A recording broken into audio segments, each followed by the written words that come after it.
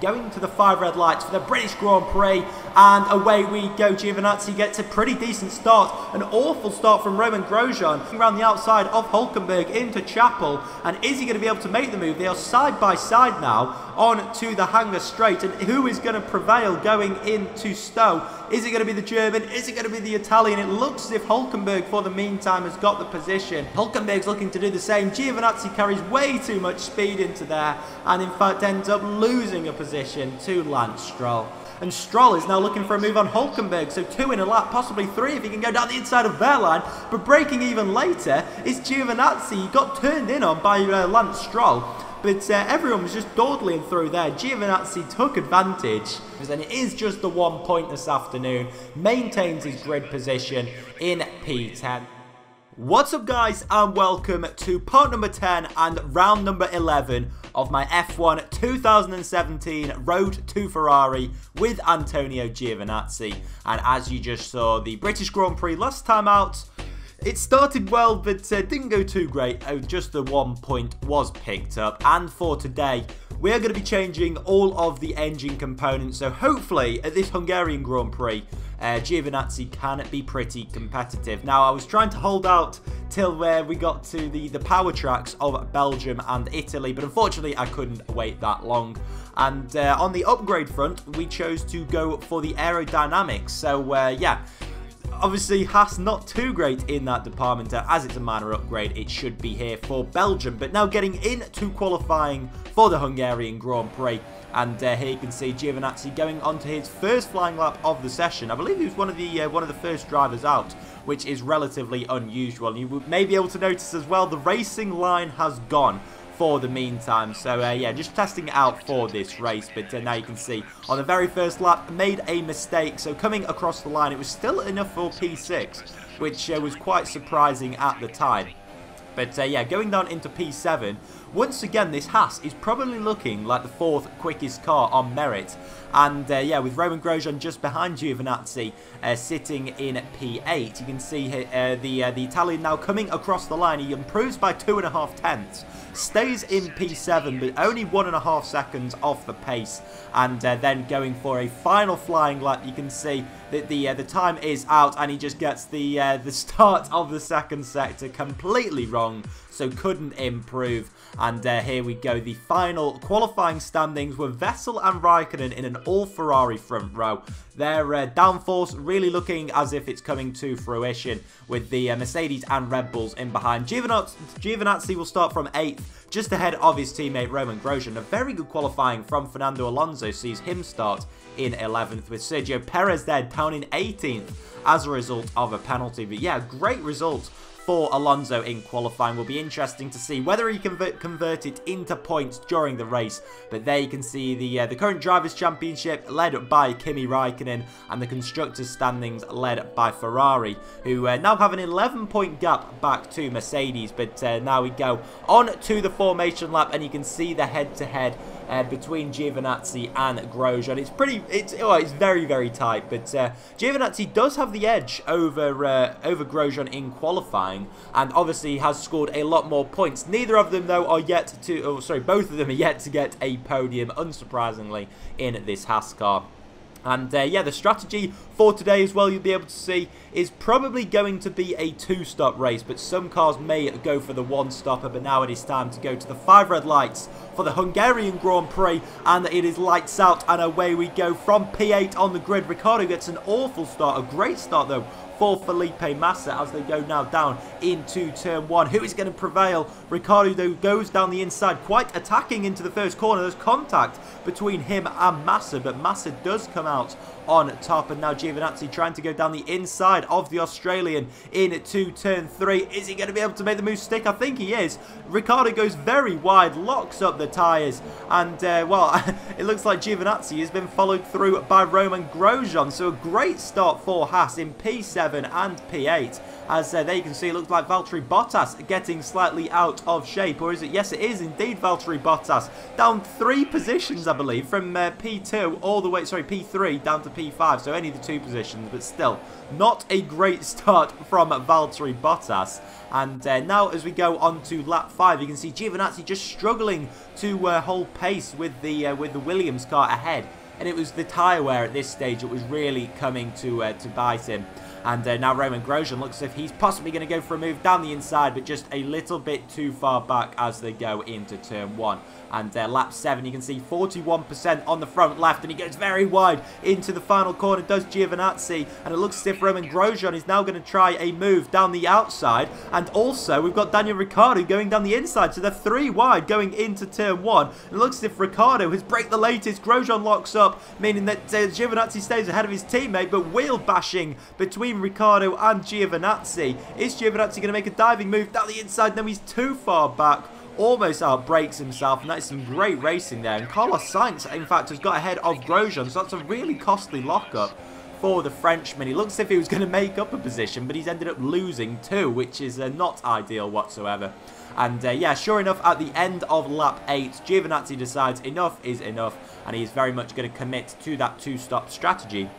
So yeah, it's going to be onto the soft tyres, and yeah, depending on how long these ones last, will depend on what he goes for in the last stint. But hopefully the Haas guys can provide another good pit stop. It looks as if there is another driver in the pit lane, Lewis Hamilton, in fact. So he has been struggling for tyre wear as well, evidently. And yeah, Giovinazzi is pretty much going to come out stone dead last, because I think it's only him and Hamilton have in fact pitted so far. So yeah, out onto the soft tyres.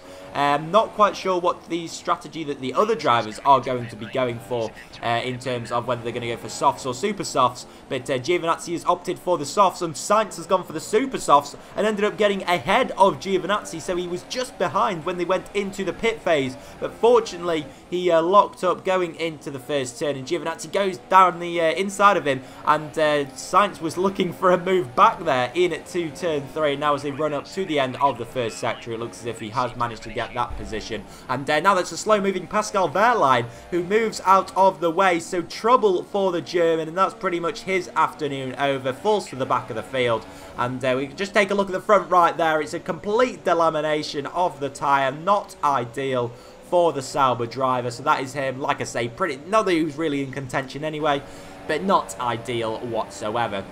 Now we have Prime into the Prime pit phase now at the start of lap 11. That's Daniel Kvyat, who's emerged ahead of Giovinazzi. So it's very good afternoon for the Toro Rossos as Kvyat squeezes him right to the outside.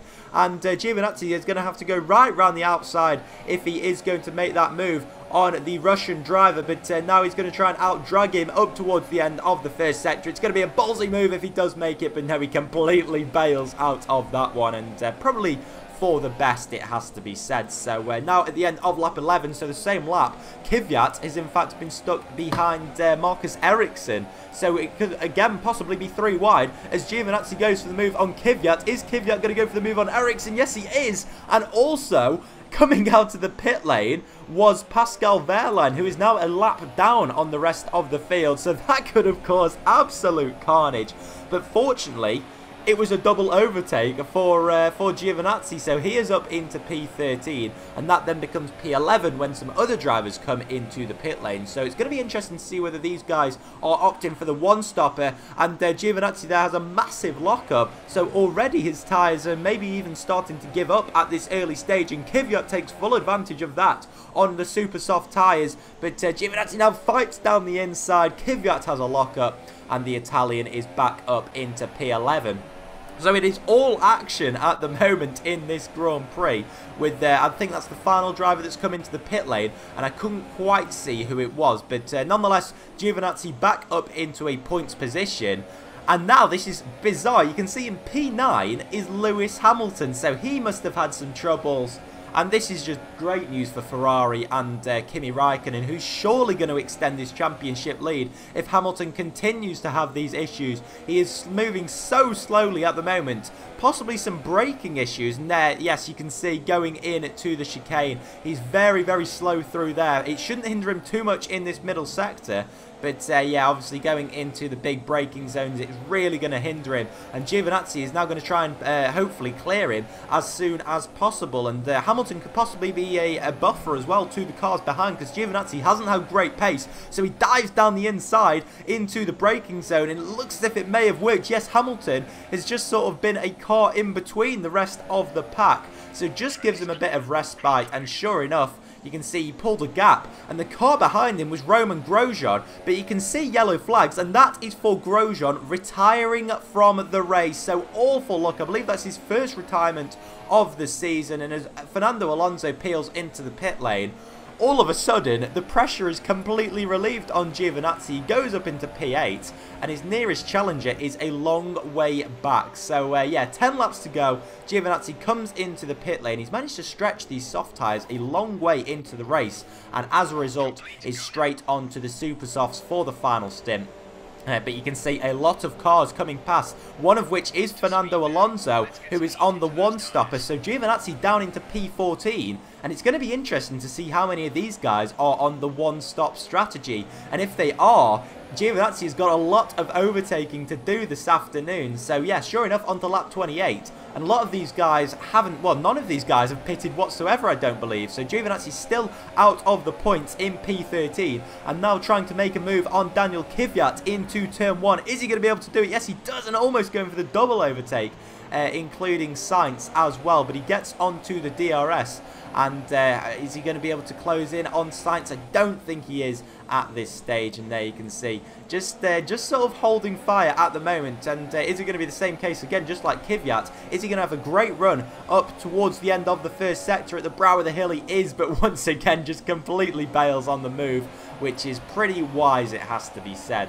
And yeah, he bided his time, and sure enough, another overtaking opportunity has arisen on Carlos Sainz. Is he going to go for it into turn 1? A diving move down the inside. What an overtake that was from Giovinazzi up into P11. He really is fighting through this field, and this is really, really strange to see. Fernando Alonso is closing in on a Force India. He has just had great pace all weekend, and I believe Ocon is on the medium tyres and Alonso is on the super soft. So the offset of two tyre compounds means that this McLaren Honda actually looks quick, but in a straight line it really isn't all that, and Giovinazzi should just breeze past on the straights. And the problem that Alonso has got is he's got to overtake Ocon, and that just isn't going to happen on the straights. And yeah, Hungary's got the reputation for being the Monaco, or Monaco without the walls, meaning that in the middle sectors, well, yeah, just the middle of the track is just so difficult to overtake on.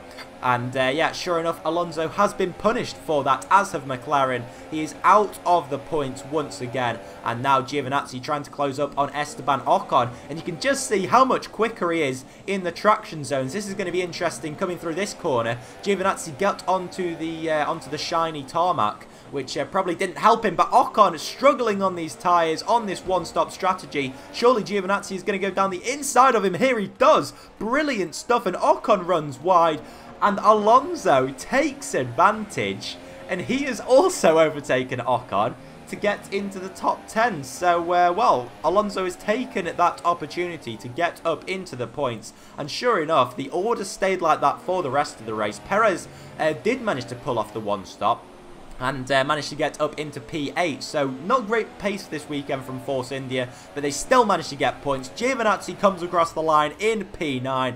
I believe the first points of the season as well for McLaren Honda, and a pretty good race all in all, it has to be said. So yeah, good for Giovinazzi, also good for Valtteri Bottas, who has done his teammate a favour in beating Kimi Raikkonen to get to that top step of the podium. It's second place for Raikkonen, so it's once again, just like last round, a finish 1-2. Third place is Vettel, and of course problems for Hamilton mean that his title charge has been scuppered as early as round 11. So there we go. There are the race results. You can see Bottas, Raikkonen and Vettel, of course, followed home by the 2 Red Bulls, which seems to be the case in pretty much every race. Hulkenberg, a very, very good P7 for him. So he did the 2-stopper and just went completely under the radar, really. So, yeah, very good drive from him. With also, of course, Fernando Alonso pulling off that 1-stopper just like Perez. Looking down the order, Grosjean was the only driver to DNF, and down in 16th place, Lewis Hamilton. So really an afternoon to forget for him. A lap down on his teammates. There must have been some pretty big issues for him. And yeah, as we go on to the drivers' standings, Bottas has in fact moved ahead of Hamilton into 2nd place, but it is Raikkonen who leads by 31 points. So he pretty much has a race win in hand at the moment, with Vettel quite a long way back from his teammate, 54 points, and then a long way back to the Red Bulls. Giovinazzi goes down 1 into P9, and there you can see Williams have closed up quite considerably, and they are 10 points now behind Haas, with the gap 11 points to Force India. So it's going to be a great battle in the second half of the season between those 3 teams. And if you guys have enjoyed this episode, do make sure to leave a like. I'll catch you guys in the next video. Do take care. Bye-bye.